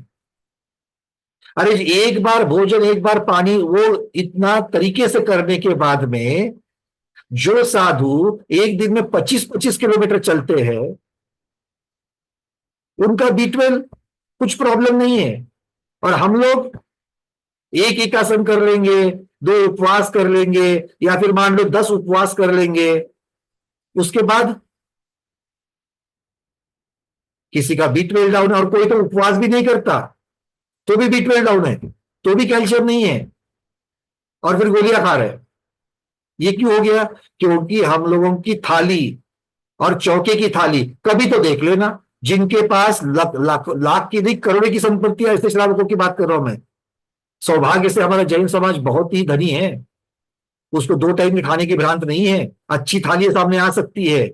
ये रसना इंद्रिय है ना, उसकी वजह से प्रॉब्लम है। वहां पर लौकी, तुरई, गिलके, यही सब्जी चलती है, और हमारी थाली में देखो क्या क्या आ रहा है।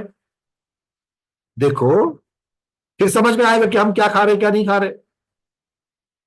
तो इसका मतलब क्या है कि हम लोगों ने आदत करी है, और हम लोग दोष किसको दे रहे हैं? अरे वो बहुत सारा, वो वर्षा योग में ये नहीं खाता, वो नहीं खाता। अरे करो ना भाई, वर्षा योग के 4 महीने हो गए, इसका मतलब ये नहीं है कि आप अपने शरीर को क्षीण करते जाओ।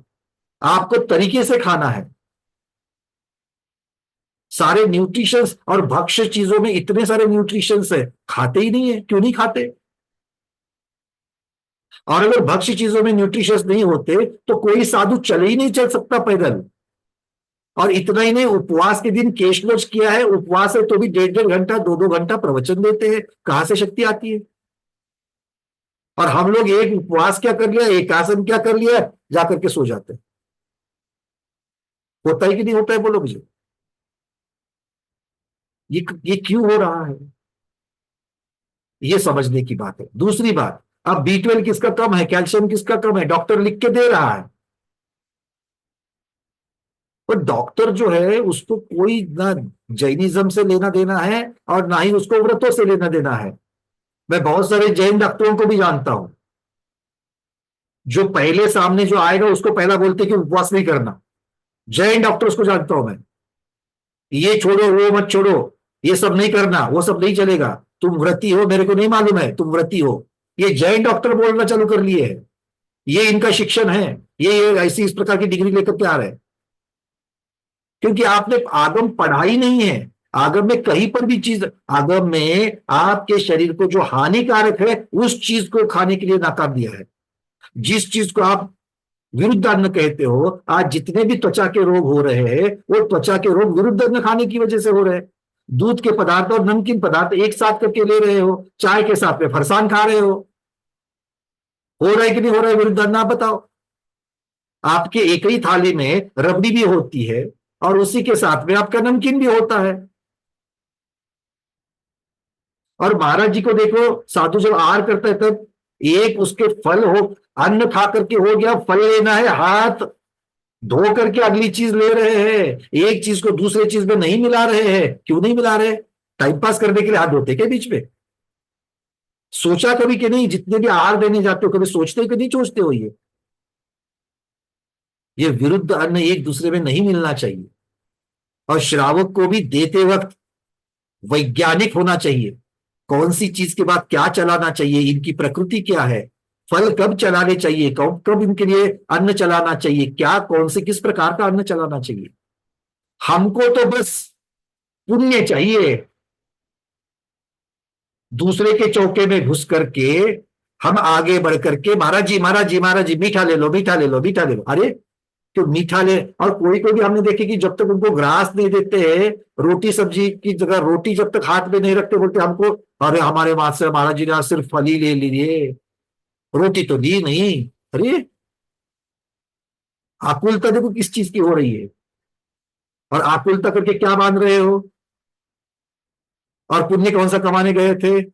आ रही है बातें समझ में? ये हम लोगों से हर रोज जो गलतियां हो रही है उसमें सावधानता रखने की जरूरत है। उस सावधानता की मैं बात कर रहा हूं। फिर से मूल विषय की तरफ आ रहा हूं मैं, कि जो डॉक्टर लिख के दे रहे हैं बहुत सारी मेडिसिन, बहुत सारी दवाएं जो है एलोपैथी में भी वेजिटेरियन है, आपको ढूंढने मत की जरूरत है।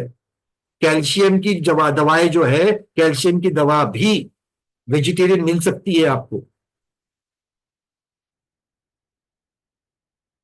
B12 की दवा भी वेजिटेरियन मिल सकती है आपको, बस डॉक्टर को पूछिए। अब मेरे को व्हाट्सएप मैसेज मत करना भैया हमको भेज दो करके, तो मेरे लिए वही काम बन जाएगा। तो आप भेजोगे तो मैं भेजूंगा, ऐसे नहीं कि मैं ही भेजूंगा, क्योंकि नॉलेज है उसको तो शेयर जरूर करूंगा, और धर्म प्रभावना के लिए हो रहा तो मेरे पास जो है मैं जरूर बताऊंगा। बात समझ में आ रही कि नहीं आ रही है? हाँ, कैप्सूल ले रहे हो, कैप्सूल का कवर किससे बनता है? जिलेटिन से बनता है। कभी ध्यान तो दो भाई इसकी तरफ। ये वनस्पति में इतने जो घुसे हुए हो ना कायमार्गना में,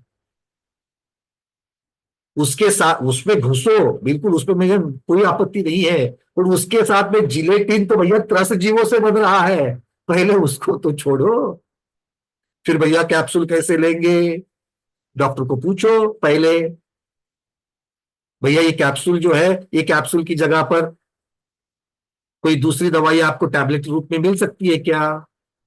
अगर मिल ही नहीं सकती है, कैप्सूल को ओपन करो, अंदर वाली दवा जो है, क्योंकि हमें जिलेटिन से प्रॉब्लम है, कम से कम अंदर वाली दवा जो है पानी में घोल कर पियो। ये उत्तम मार्ग नहीं बता रहा हूं मैंने, तो बोलोगे भैया जी ने बताया करके। जिनको अनिवार्य है, दूसरी दवाई नहीं है, जानलेवा बीमारियां है, और फिर प्रायश्चित करके और कोई चीज को छोड़ दो, पर कम से कम कैप्सूल को छोड़कर निकाल कर उसके अंदर का कड़वा लगता है, लगने दो ना। अरे यहां पर 2 मिनट के लिए कड़वा लगेगा, वो जो कर्म बंद हो गए वो कितनी देर तक कड़वे लगेंगे? इस बात को तो सोचो भाई, कहीं तो कर्म सिद्धांत को सोचो, सम्यक दृष्टि हो। बहुत बड़ी बड़ी बातें स्थावर की कर लेते हो। ज्यादा चर्चा जो चलती है ना, वो पानी उबालना, सब्जी खाना नहीं खाना, वो महाराज जी वो खा रहे, ये महाराज जी वो नहीं खा रहे, वो इस प्रकार। अरे तू क्या कर रहा है पहले वो देख ले। रूपल जी बोल रहे कि जिलेटिन आइसक्रीम में भी होता है। बिल्कुल, बाहर का आइसक्रीम त्याग कर देना चाहिए, बाहर के आइसक्रीम को। और उसमें आइसक्रीम कितने होते हैं अब तो पता चल गया भारतीयों को कि भैया फ्रोजन डेजर्ट नाम की भी कोई चीज होती है।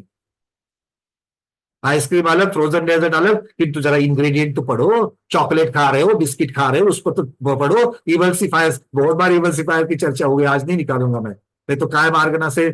और क्योंकि क्या है ना, कायम आर्गना में त्रस भी आते हैं, सारी चर्चा हो गई त्रस के लिए आचार्य भगवान ने 1 या 2 गाथा दी है बस, बाकी सारा स्थावर का ही वर्णन कर दिया कायम आर्गना में। चले आगे, बातें समझ में आ रही है? चलो, अभी भी हाथ ऊपर ही है। अच्छा, आज का समय तो हो ही जाएगा, चलो नहीं तो प्रश्न ही लेते, फिर आगे आज की गाथा, अगली गाथा नहीं जाएंगे। नीरज जी बोलिए, आप क्या कहना चाहते हो?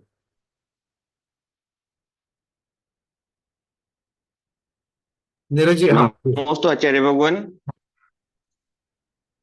वंदना भैया, बोलिए बोलिए। जैसे अपने आयुर्वेदिक की अपेक्षा कोई जड़ है या फिर कोई छाल है आदि अपन लेके आते हैं, वो बहुत सी बार गिली भी आती है, तो उसको लेना चाहिए नहीं लेना चाहिए? फिर बिल्कुल उसको शोधन करना चाहिए, उसको ऐसी चीजों को नहीं लेना चाहिए। बहुत सारे भस्म होते हैं, बहुत सारे प्रवाल रहते हैं, वो भक्ष्य नहीं है। आयुर्वेद का इसका मतलब ये नहीं कि 100% चीजें बिल्कुल भक्ष्य ही हो जाएगी।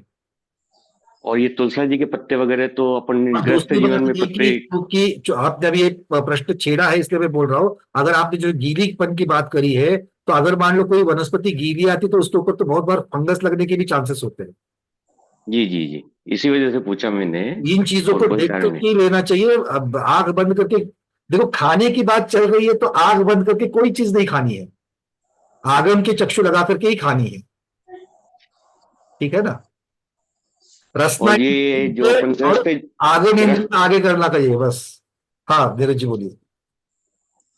गृहस्थ जीवन के जैसे अंदर अपन जो पत्ते वाले सब्जी खाते हैं सभी तरह की, तो उसके अंदर जो तुलसा जी के पत्ते होते हैं, वो आयुर्वेदिक के हिसाब से जैसे बुखार आदि आती है तो उस समय तोड़ के उनको धो के ही तुरंत काम में ले लिया जाता है बांटने करने में। तो उसको का तो उबाला जाए अप्रतिष्ठित करने के लिए, या छेदन वेदन से भी वो अप्रतिष्ठित हो जाते हैं, कैसे क्या समझा जाए उसको? इसमें भी फिर हमको 2 चीजें लगानी पड़ेगी, एक तोड़ने योग्य है कि नहीं, ये जो लक्षण दिए उसकी अपेक्षा से देख लो, और खाने योग्य है कि नहीं वो लक्षण तो तोड़ने योग्य तो, हाँ तोड़ने योग्य है, लक्षण तो तोड़ने योग्य तो है, तोड़ने योग्य है तो फिर अचित्त है क्या? अचित्त करके खाओ, प्रासुक करके खाओ।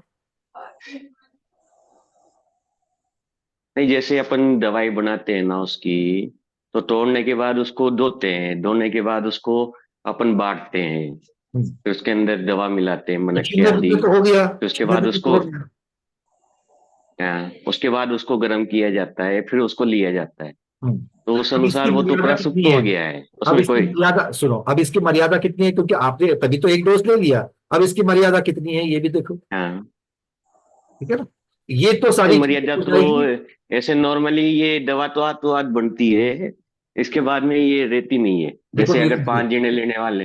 देखो नीरज जी, मेरा इतना ही कहना है, आप तो बहुत अच्छी बात है, इतनी सूक्ष्मता में जाकर के विचार कर रहे हैं और करना भी चाहिए, किंतु मेरा कहना इतना ही है, जो पहली बार गोमट सार को कर रहे हैं या फिर अभी भी जो आवृत्ति है, उनको ये बात तो सोचनी है कि भैया इतनी सूक्ष्मता में अगर आप नहीं जा सकते हो तो कम से कम अल्कोहल मिश्रित जो एलोपैथी की दवाएं जो खांसी के है, क्योंकि आपने खांसी वाली और बुखार वाली चीज चली, जो सिरप आते हैं उन सिरप का तो हमें त्याग करना चाहिए। मैं सिर्फ यही कह रहा हूं कि जानलेवा परिस्थिति जो है, जानलेवा परिस्थिति में अगर आप हॉस्पिटल में है तो आपको एंटीबायोटिक के नाम पर क्या दिया जा रहा है हमको मालूम ही नहीं है, या फिर कोविड के समय में क्या दिया गया, आप अपने हिसाब उसका तो अपन पता भी नहीं लगा सकते। हाँ, तो आप अपने हिसाब से उसको प्रायश्चित जो है अपने हिसाब से या गुरु को बोल करके आप प्रायश्चित कर सकते हैं। ठीक है, एक तो आपने कहा तोड़ने की अपेक्षा से, उसके बाद प्रासुक करने की अपेक्षा से, और प्रासुक करने के बाद में प्रासुकता की मर्यादा कितनी है इसकी अपेक्षा से, ये सूक्ष्मता से हो गया, ये राजमार्ग है, ये उत्तम मार्ग है। अब शक्ति के अनुसार कौन कौन सा मार्ग निकाल सकते हैं उस अपेक्षा से चीजें बनेगी। ठीक है, जितनी उसमें मिलावट होगी उतने उस प्रकार के अशुभ कर्म बनते जाए। चलिए सीधा सीधा गणित है। हाँ रेखा दीदी, जल्दी से, 1-1 मिनट सबको है। वो पत्ता पत्ता सब्जी हम लोग खाते वनस्पति, तो उसमें सप्रतिष्ठित अप्रतिष्ठित कैसा समझने का? पालक, मेथी में अभी इतने सारे लक्षण दिए दीदी, सारे लक्षण लगा कर देखो, पत्ते के लक्षण है ना, पत्ते के लक्षण लगा करके देखो, तोड़ करके देखो, तंतु लग रहा है क्या, संबंध हो रहा है क्या। अब आचार्य लोगों ने बता दिया, अब तक मालूम नहीं था। अब सब लोग इसके ऊपर प्रश्न पूछने से पहले जितने लक्षण दिए हैं उसको समझ लो, ठीक है ना। और 4 दिन के बाद में प्रश्न पूछोगे तो मैं उत्तर नहीं दूंगा, ऐसा नहीं है, बट सोचो, चिंतन करो, जो पढ़ाया गया है उसको पढ़ो, किताब को खोलो, पीडीएफ को खोलो, वीडियो को देखो, सुनो, चिंतन करो, फिर और चीजें आगे बढ़ेगी, ठीक है, अपने आप आ जाएगा। अलका दीदी अगला प्रश्न। वरना भैया जी, ये अभी जो आचार्य ने बताया था कि वो अपन महाराज जी के चौके में जो अचित्त करके फ्रूट्स वगैरह देते थे, तो वो बात ही समझ में नहीं आ रही थी कि एक्चुअल में क्या करना चाहिए। देखो आप यहाँ पर सुनो, आपके प्रश्न का तो उत्तर मैं बताऊंगा, क्योंकि अचित्त करने के लिए आगम में बहुत सारी पद्धतियां बताई गई है, ठीक है। गवर्नमेंट साहब में इसका विषय जब आएगा तब इसकी चर्चा करेंगे, किंतु अभी सचित्त अचित्त की चर्चा अब काय मार्गणा में नहीं होगी, ठीक है ना।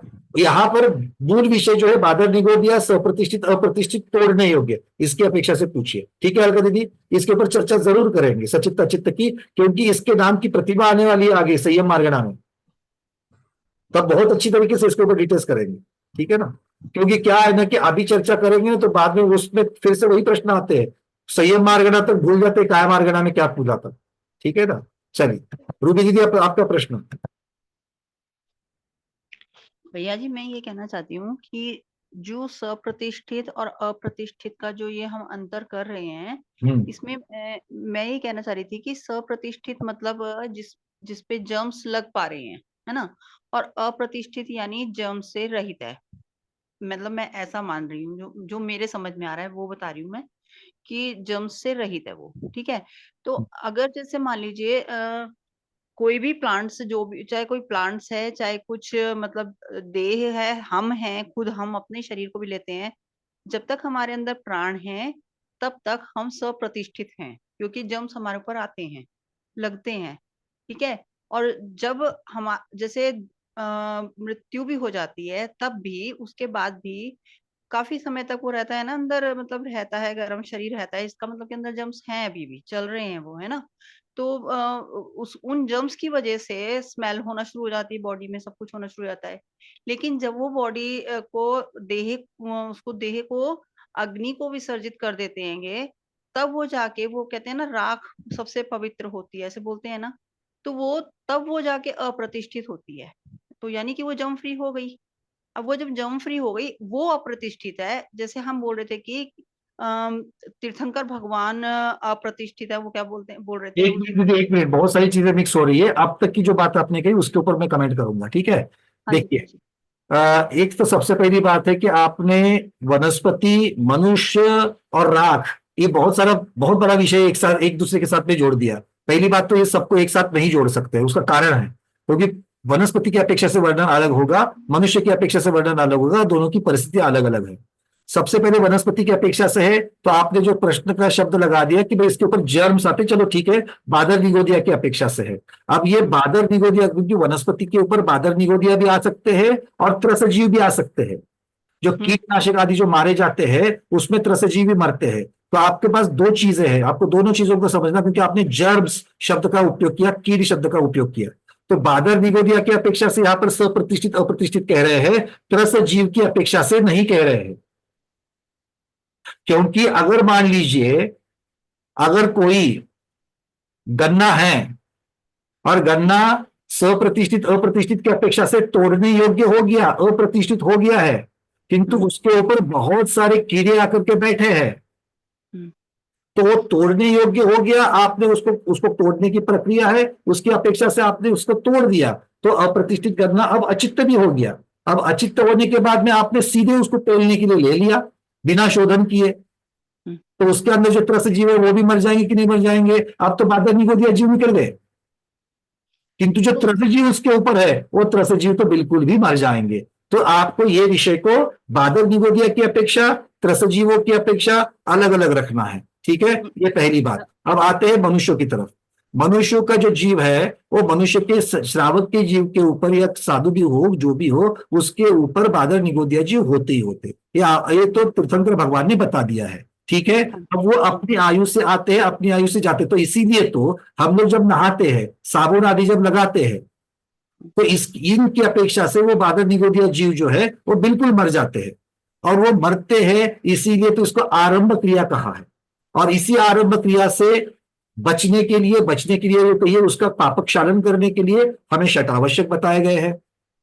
अब ये इसी चीज की वजह से जो महाव्रती है, साधु है, वो स्नान नहीं करते, स्नान की आरंभ क्रिया नहीं करते हैं, क्योंकि उस क्रिया में बादर निगोदिया जीव जो है मर जाएंगे। तो हम बादर निगोदिया जीव को हटाने का प्रयास नहीं करेंगे, ये साधु के जीवन में होता है। वो अपनी आयु को पूर्ण करेंगे और अपनी आयु के बाद निकल जाएंगे, नए बनते रहेंगे, जाते रहेंगे, बनते रहेंगे, जाते रहेंगे, क्योंकि उसके मरने में, उसका नाश होने में, उसकी हिंसा विराधना में साधु कृतकारित अनुमोदना की अपेक्षा से सहभागी नहीं होंगे। ये दूसरी बात।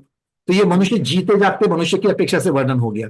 अब तीसरा वर्णन है जब वो मर गया। अब जब एक बार वो मर गया, पार्थिव शरीर है, पार्थिव शरीर होने के बाद में वो पुद्गल हो गया, और पुद्गल के आश्रय से बादर निगोदिया भी आ सकते हैं, त्रस भी आ सकते हैं, त्रस जीवों की उत्पत्ति भी होती है। पुद्गल के ऊपर कुछ भी हो सकता है, क्योंकि ये पंचेंद्रिय मांस खंड से बनने वाला शरीर है, ठीक है। अब इसके साथ में उसके अंदर जो आत्मा थी, जो प्रत्येक शरीर के साथ प्रत्येक आत्मा थी, अब उसका कोई संबंध नहीं रहा।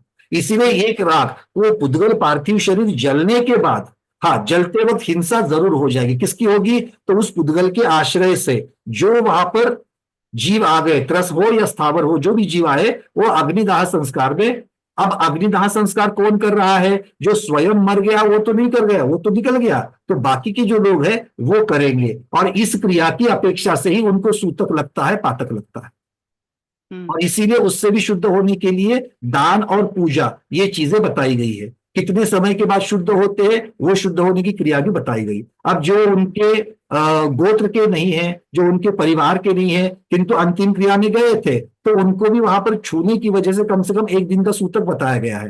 तो ये सारी आगम की व्यवस्था उसी के उपलक्ष्य में है। अब बात आती है अग्निदाह संस्कार के बाद में, आप कह रहे हो कि शुद्ध होता है, शुद्ध होता है, शुद्ध क्या हो गया? राख शुद्ध हो गई मतलब वो जीव थोड़ी है।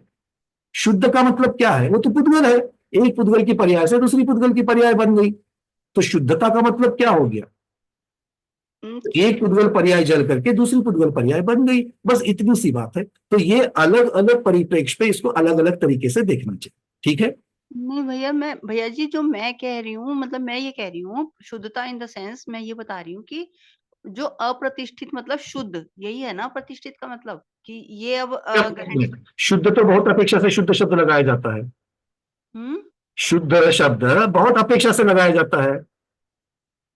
आप कौन सी अपेक्षा से शुद्ध कहना चाहती हो? मतलब क्या? फिर मुझे वो नहीं समझ आया इसका मतलब। फिर शुद्ध का मतलब शुद्ध द्रव्य की अपेक्षा से सिद्ध भगवान शुद्ध है, हम लोग अशुद्ध है।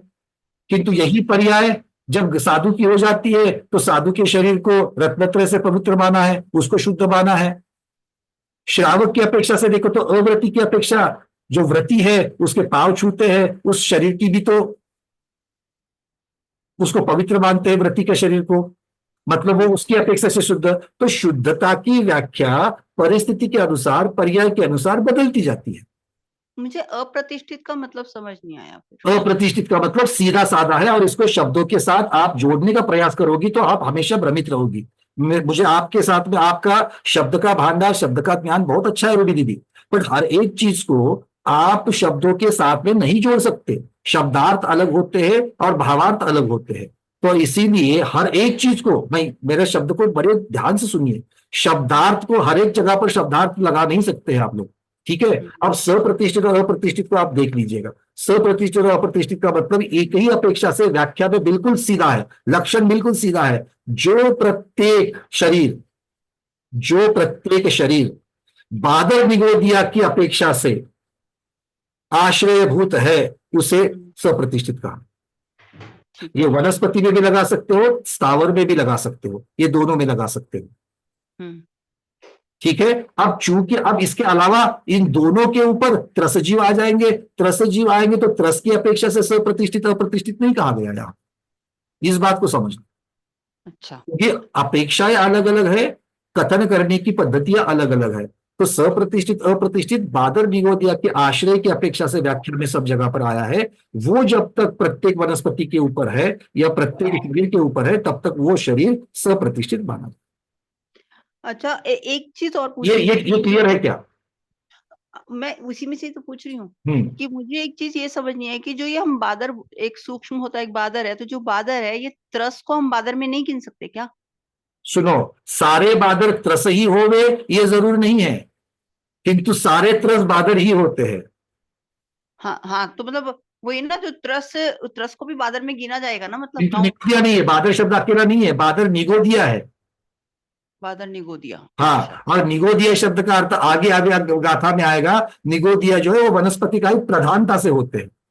ठीक है। धौला जी ने हमारे प्रभु जी के लिए और एक एडिशनल, धौला जी ने सिर्फ वनस्पति का ही कोई निगोदिया नहीं कहा है, और भी है।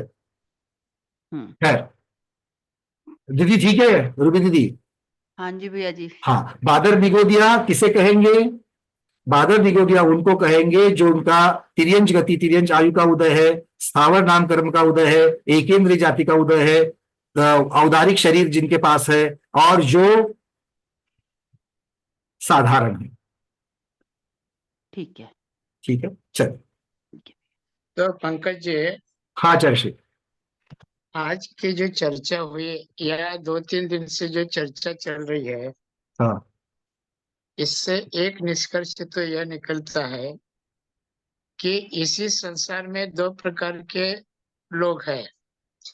एक तो बड़े बड़े देशों को विध्वंस करने के लिए लगे हुए हैं, चाहे वह यूक्रेन हो, चाहे उत्तर कोरिया हो, चाहे ईरान हो, इराक हो, या अन्य भी देश हो, जो सबको समूल नाश करने के पीछे लगे हुए हैं। लेकिन अभी जो चर्चा अपनी चल रही है, सूक्ष्म से अति सूक्ष्म जो जीव है, उन जीवों को हम कैसे बचा सकते हैं, उन जीवों की भी अपन रक्षा करते हुए अपन भी रक्षित कैसे हो सकते हैं, ऐसा सोचने वाला एक अपना समाज अथवा अपना धर्म है। और दूसरे इसी संसार में ऐसे भी लोग हैं कि दूसरों को मार करके अपनी सत्ता, संपत्ति, संप्रभुता को अपन कैसे विस्तार दे सकते हैं, चाहे वह कुछ भी। अब यहाँ पर क्या वनस्पति और क्या सप्रतिष्ठित और क्या सूक्ष्म निगोद, यहाँ तो मनुष्य जाति को खलास करने के पीछे लगे हुए बड़े बड़े यंत्र विशेष को भी आविष्कार कर रहे हैं। तो इसका अर्थ यह हुआ, एक और तो कृष्ण पक्ष, कृष्ण लेशा से प्रभावित होने वाले लोग भी है, और एक तरफ शुक्ल लेशा, परम शुक्ल लेशा से प्रभावित होकर के जीव पर दया करुणा करने वाले और दूसरों की इजा न होते हुए जीवन यापन करने वाले और ऐसा उपक्रम चलाने वाले भी लोग इसी संसार में है। तो अपन इस चर्चा से यही समझ सकते हैं कि ये चर्चा अपने को सुनने को मिले तो अपन बहुत बड़े भाग्यशाली। और ये जिस ग्रंथ में, जिस धर्म में लिखा गया, उस धर्म अथवा उस ग्रंथ में हम लोगों ने जन्म लिया और ऐसी चर्चा अपन कानों से सुन रहे और मन से विचार करे, तो ये अपना बहुत बड़ा अहोभाग्य कह सकते हैं। इस चर्चा का निष्कर्ष तो यही समझ में आता है। गुरुदेव आपने बिल्कुल सार कह दिया इसका। जियो और जीने दो, ये सिर्फ कहने मात्र की नहीं है, ये प्रैक्टिकल बताने वाला जो दर्शन है वो जैन दर्शन है। कितने प्रैक्टिकल कि कितना सूक्ष्मता में जाकर के विचार कर रहे हैं, ये बताने वाला है। और हम सब लोग इतने भाग्यशाली है कि हम लोगों को इस प्रकार के, मतलब ये पुण्य ही है कि इस प्रकार की सारी चीजें मिली और भावनाएं हो रही है कि हम लोग हर रोज बैठ करके इस चीज के ऊपर चिंतन करें और हम लोग इसकी चर्चा करें और आगे चल करके आचरण में भी उतारे। इस प्रकार की चर्चा है गुरुदेव, बहुत बहुत, मतलब ये सचमुच में यही, ये सोच सोच करके इन मार्गनाओं को, घुमटसार को देख करके हम अपना सम्यक दर्शन और भी पक्का कर रहे हैं। कितना वैज्ञानिक, कितना सूक्ष्म धर्म है, ऐसा कहीं नहीं मिल सकता है। बिल्कुल, मैं मतलब ये साहस करके मैं कह सकता हूं कि इतनी सूक्ष्मता और इतना जीवों का विचार और कहां पर होगा। चलिए आगे बढ़ते हैं। आज अंजलि दीदी, आपका कोई प्रश्न है? क्योंकि आज हमने वैसे भी समय ले लिया है ज्यादा। आपका कोई प्रश्न है तो मैं अनम्यूट कर रहा हूं। नमस्ते गुरुवर आणि वंदना भैया. म्हणजे महाराजांचं हे बोलणं ऐकूनच असं हे झालं की काय बोलायची पुढे इच्छाच होत नाही. इतकं सुंदर त्यांचं ते वचन ऐकलं ते पण विचारते मी एक प्रश्न तुम्हाला, की नाही तर मी उद्या विचारते, नाही मला आता ते विचारणं कोई होतंय, बात नहीं, भावुक मी हो उद्या गया, कोई विचारते. बात नहीं है। जेटी गंगवाल जी बोले कि वो बात ही ऐसी है, वो भावुक होने वाली बहुत बात है कि सुंदर. इतना इतना हम लोग सचमुच भाग्यशाली है कि ऐसे देवशास्त्र गुरु का समागम मिलना, ये बहुत बड़ी बात है, बहुत बड़ी बात। बहुत बड़ी बात है, मतलब बहुत. कितने जन्मों का पुण्य होगा, कहाँ कहाँ लटकते पटकते, कहाँ गिरते उठते, कहाँ कहाँ से हम लोग अनादिकाल से आए हैं और इस प्रकार से अब आए हैं। और इसीलिए जितना भी अभी बचा है ये भव, इसमें जितना बटोर सकते उतना बटोरेंगे, जितना बटोर सकते उतना बटोरेंगे। और हमारा सौभाग्य कि हमें ये दोनों मिल रहे हैं, महाराज जी का सानिध्य ये देव और शास्त्र आपसे गुरु का सानिध्य बहुत महत्वपूर्ण है, बहुत महत्वपूर्ण है। चलिए गंगवाल जी पूछिए। नमस्ते आचार्य श्री, वंदना भैया जी। ये प्रत्येक शरीर वनस्पति के जो हमने लक्षण देखे हैं उसमें गिड हुरुक और छिन्नरुआ ये दोनों एक। हाँ, एक देखो, हीरुक जो कहा गया वो तंतु के लिए कहा गया, एक समभंग है, और दूसरा हीरू मतलब जो है वो तंतु के लिए कहा गया। नहीं, तंतु के लिए नहीं। अपन ने छिन्न रूह में तो जो वनस्पति काटने के बाद भी वापस उग जाती है, जैसे कैरेट कटने के बाद भी उसको फिर टूटना नहीं, टूटने के बाद तंतु लगा रहना। रूह शब्द अलग है, और आगे आप कौन सी गाथा की अपेक्षा से कह रहे हो? क्योंकि ये जो शब्द है मैं आपको बता दूं, हीरुक करके एक शब्द आता है।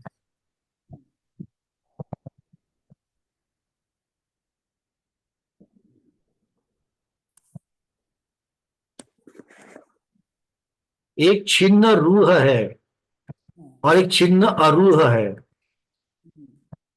ठीक है? तो उसके बारे में क्या कह दिया?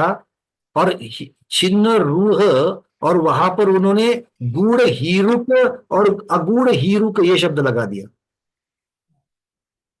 तो समभंग ही रूहम च छिन्न रूहम, गाथा अगर आप देखेंगे तो समभंग मही रूहम और आगे छिन्न रू च छिन्न रूहम दोनों शब्द लगाए हैं। मतलब एक है कि समभंग होकर के टूटने पर वापस उगना, और दूसरा तंतु का लगा रहना, ये दोनों चीजें हैं। तो तंतु के लगे रहने में हमने चीकू का उदाहरण दिया था, और टूटने पर बाद उगने पर जो उदाहरण है वो गाजर का उदाहरण दिया था।